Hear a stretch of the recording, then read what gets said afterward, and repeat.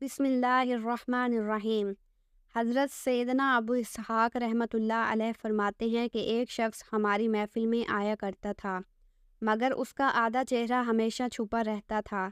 ایک مرتبہ میں نے اس سے پوچھا کہ تم اپنا آدھا چہرہ چھپائے رکھتے ہو، آخر اس کے پیچھے کیا وجہ ہے؟ مجھے اس راز سے آگاہ کرو۔ اس نے کہا اگر آپ اجازت دیتے ہیں تو میں اپنا معاملہ بتاتا ہوں۔ میں نے کہا کہ بتاؤ، اصل معاملہ کیا ہے؟ اجازت ملنے پر اس شخص نے اپنی عبرت داستان کچھ اس طرح سنائی کہ میں کفن چور تھا۔ میں نے کئی قبروں سے کفن چرائے، جب بھی کسی نئی قبر کے متعلق معلوم ہوتا تو فوراً وہاں پہنچ کر کفن چرا لیتا۔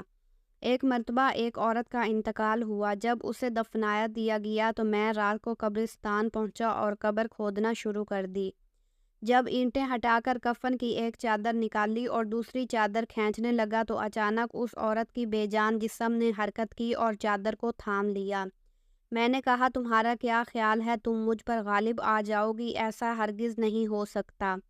یہ کہہ کر میں گھٹنوں کے بل بیٹھ گیا اور پوری قوت سے کفن کھینچنے لگا۔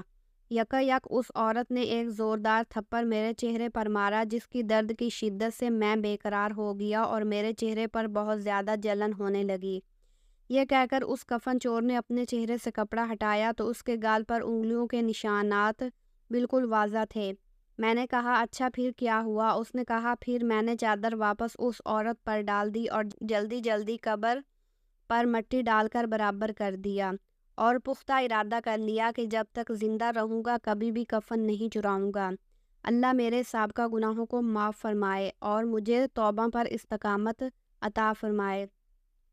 حضرت سیدنا ابو اسحاق رحمۃ اللہ علیہ فرماتے ہیں کہ اس کفن چور کا سارا واقعہ لکھ کر میں نے حضرت سیدنا ابو عزیز رحمۃ اللہ علیہ کی طرف روانہ کیا۔ انہوں نے یہ جواب لکھ کر بھیجا کہ اس سے پوچھیں کہ جو مسلمان قبلہ رخ دفنائے گئے تھے کیا سب کے چہرے قبلے کی طرف تھے یا قبلہ سے پھر چکے تھے؟ میں نے کفن چور سے یہی سوال پوچھا تو اس نے کہا کہ میں نے جن لوگوں کے کفن چرائے ان میں سے اکثر کے چہرے قبلہ سے پھر چکے تھے۔